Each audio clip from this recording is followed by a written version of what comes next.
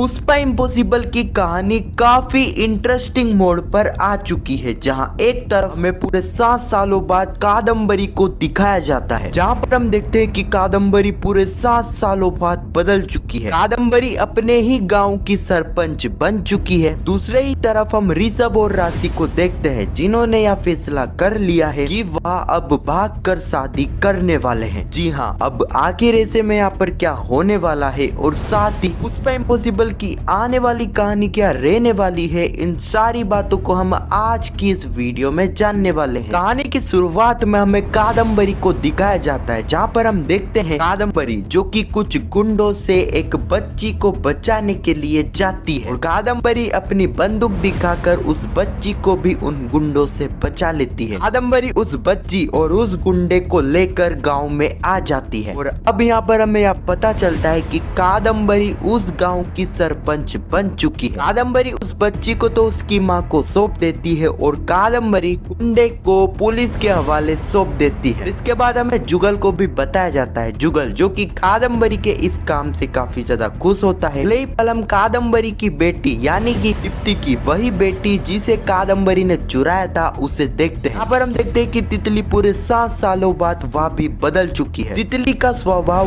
पूरा का पूरा यहाँ पर कादम्बरी जैसा हो चुका है। अगले ही पल हम पुष्पा और जोशीपुरा जी को देखते हैं, जो कि बटलर से मिलने के लिए सिटी हॉस्पिटल आए थे। पुष्पा बटलर से बात कर ही रही थी, लेकिन इतने में डॉक्टर आते हैं और वह पुष्पा को बताते हैं, पुष्पा जी आपके लिए एक गुड न्यूज है, क्योंकि बटलर का इलाज करवाने के लिए एक एनजीओ ने हाथ आगे बढ़ाया है। ना सिर्फ वह एनजीओ बटलर का पूरा इलाज का खर्चा उठाएगा, बल्कि वह बटलर की किडनी ढूंढने में भी मदद करेगा। पुष्पा पहले तो यहाँ पर खुश होती है, लेकिन बाद में पुष्पा काफी हैरान होती है, क्योंकि पूरे हॉस्पिटल में किडनी के काफी सारे पेशेंट हैं, लेकिन उस एनजीओ ने सिर्फ बटलर की ही मदद करी। आखिर क्यों? जोशीपुरा जी पुष्पा को कहते हैं कि पुष्पा जी हो सकता है जिस तरह आपके लिए एडवोकेट राजवीर शास्त्री उस दिन बस्ती में एक फरिश्ता बनकर आए थे, ऐसे ही एनजीओ बटलर के लिए एक फरिश्ता बनकर आया है। अभी यहाँ पर पुष्पा को यह याद आता है कि उस दिन आखिर राजवीर शास्त्री उस बस्ती में क्या कर रहे थे। क्या राजवीर शास्त्री का इस बस्ती से कुछ कनेक्शन है? पुष्पा यहाँ पर डॉक्टर से उस एनजीओ की पूरी जानकारी लेती है। अगले पल पुष्पा उस एनजीओ के ऑफिस में पहुंच जाती है, लेकिन वहाँ पर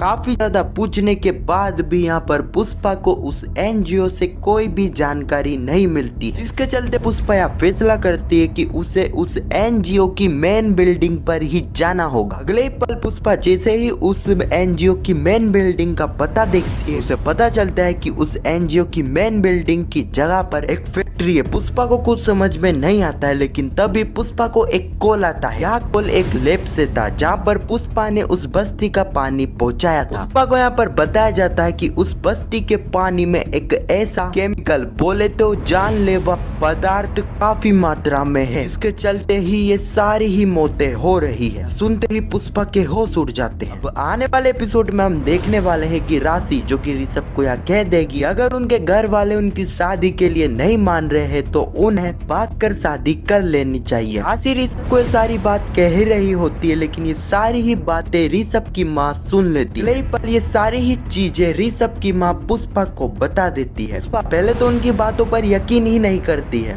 बाद में पुष्पा को यकीन हो जाता है। हाँ, तो यही कुछ कहानी है जो कि आने वाले एपिसोड में हमें देखने को मिलेगी। खैर, आपको यह वीडियो कैसी लगी कमेंट में जरूर बताना। पुष्पा इम्पॉसिबल के आने वाले एपिसोड की ऐसी वीडियो के लिए चैनल को सब्सक्राइब अवश्य करना। जब तक के लिए धन्यवाद।